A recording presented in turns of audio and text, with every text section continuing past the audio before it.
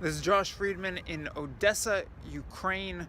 It is the last day of September and is the final day of my 3.5-week trip around Ukraine. Today I am standing outside what was the Odessa Trade Union building. This was the scene of violent clashes and a very deadly fire in 2014. And I will be discussing that momentarily and building on a couple of our recent discussions about the spread of violence outside of Donbass and information and hybrid warfare between Russia and Ukraine. I'll also be wrapping up this journey around Ukraine and giving some general thoughts about what I've seen over the past 3.5 weeks and where the country is headed, and I'll be infusing a little news into this report as well. And on that note, I'll start with the mysterious fire of present times in Ukraine. As I recently discussed, there was a major fire at a munition depot in central Ukraine this week, and as is the case with, it seems like, all of these fires and bombings and random acts of violence, we never seem to be getting down to the bottom of them, and that's going to be the case that I'll be discussing with the trade union here. Well, anyway, the latest news on that is that Kiev is saying that saboteurs may have used a detonator to start off the munition depot fire, and as has been the case, typically Kiev is hinting that Russia was behind it. And really there's not a whole lot more news on that, so now I'll get into the backstory of the fire here. So going back to May 2014, this is early May, I believe May 2nd, 2014, the war in Donbass was underway, but it had not been going on for long.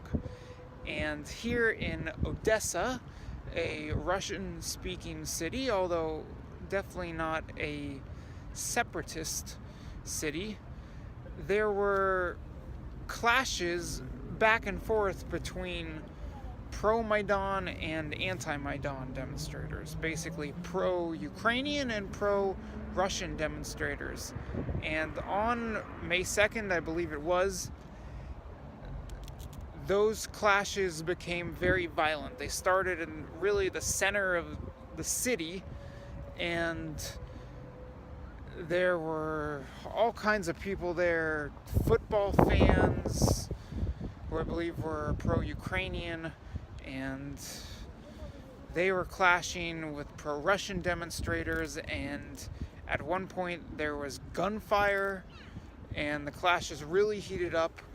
Over the course of the day, there were 6 people who were killed in gunfire, 2 of whom I believe were pro-Ukrainian and 4 of whom were pro-Russian. Well, as the gunfire broke out and the violent crashes spread across the city center, they made their way toward here, the trade union building, and this field, as they call it, or park area that's surrounding us. We're right by the train station, actually, here in Odessa. Not in the core of the city center, but basically in the city center. So the clashes spread here, and the pro-Russian demonstrators were effectively chased into this trade union building. And then petrol bombs were thrown, and eventually the building was lit on fire, and 42 people, all of whom I believe were pro-Russian demonstrators, were killed in the fire. A bunch of them burned to death inside the building, and maybe 10 of them died jumping out of the building. Moscow and Kiev basically blamed one another for the violence and the deaths, and there really has not been a definitive investigation completed on this, although there have been Ukrainian media investigators who put together their reports, but there is no consensus on who caused the fire and who killed whom.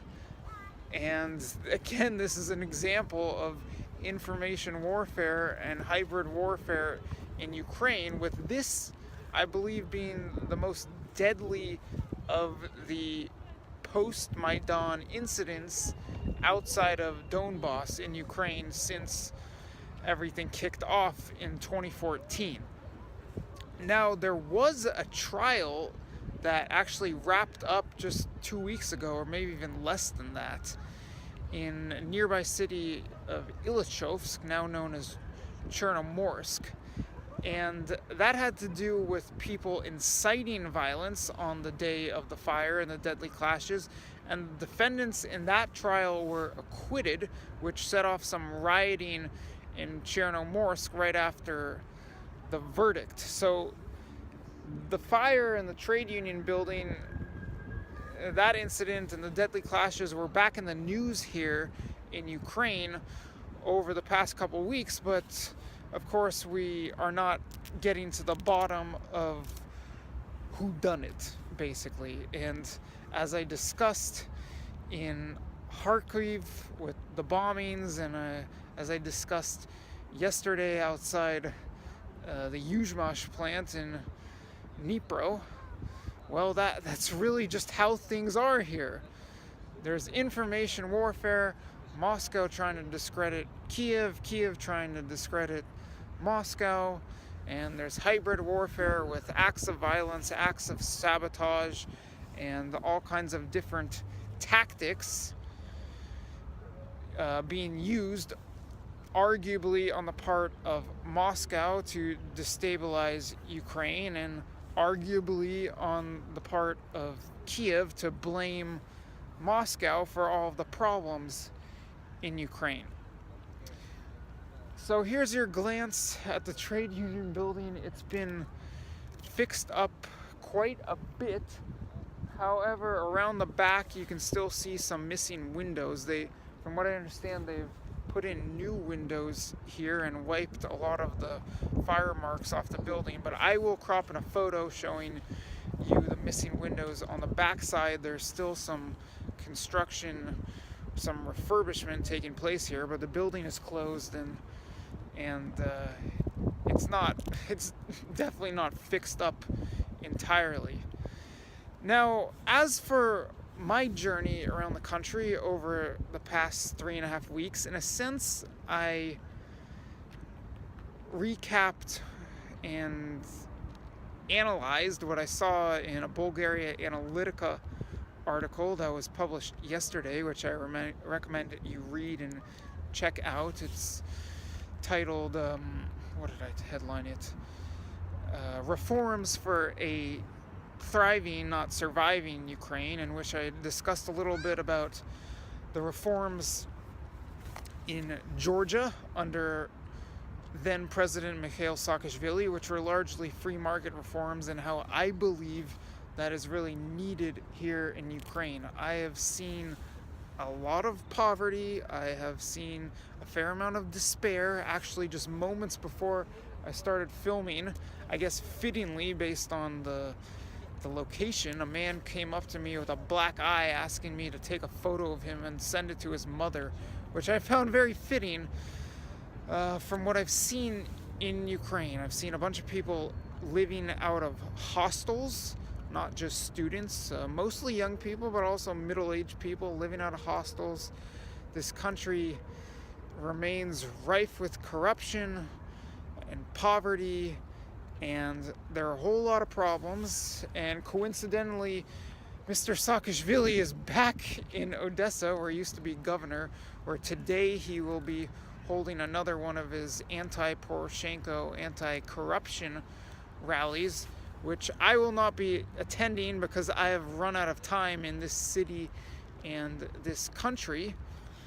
But Saakashvili, despite the ongoing case with him allegedly illegally crossing the border, and despite him not having his citizenship, he's still touring around doing these rallies, and on October 17th, he is supposed to join the Ukrainian opposition in Kiev as they attempt to unite and present demands to the government. I do not get the feeling that a new Maidan is in works, particularly because it's now, in a sense, Ukraine against Ukraine as opposed to Ukraine against Russia.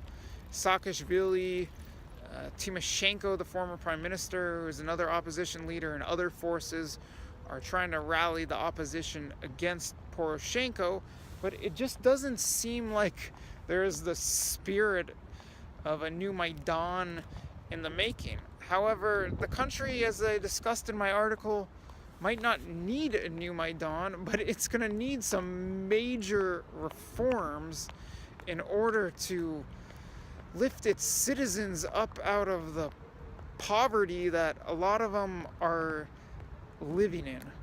Nonetheless, despite the poverty, despite all the problems, I really love it here. Ukraine has basically fortified its role in my life as a country that I will be spending a fair amount of time in for tourists, for Westerners, for digital nomads, for entrepreneurs. I would even say there's a lot of opportunity here. Things are really cheap, and the financial, fiscal, and possibly economic direction of the country are changing a bit. They could make big strides, and they also might not make big strides. But as I discussed in my article, Ukraine as a nation has survived so much over the past century, some of which I've discussed on this trip. The famine, a couple world wars, Soviet occupation, all of the problems that have unfolded over the past few years. There have been tens of millions of people killed. It's disputable, but definitely millions of people who've been killed here over the past century, yet the nation lives on, even with Crimea missing now and with the Donbass basically headed for a frozen conflict. Ukraine lives on. There is a lot of opportunity here. I am very grateful to have spent the past 3.5 weeks here. I hope you learned something from my reports. I hope you learned something alongside me as I have been learning about the country this month. I hope to be revisiting some of this in the near future. As for now, I am heading down south in Eastern Europe. Very quick stops in Moldova and Romania before I return to Bulgaria and gear up for yet more travel in the former Soviet Union, which you can look forward to next month. Thank you very much for joining me on this broadcast and the rest of my broadcasts from Ukraine. Do svidaniya. Goodbye from Odessa and Ukraine. See ya.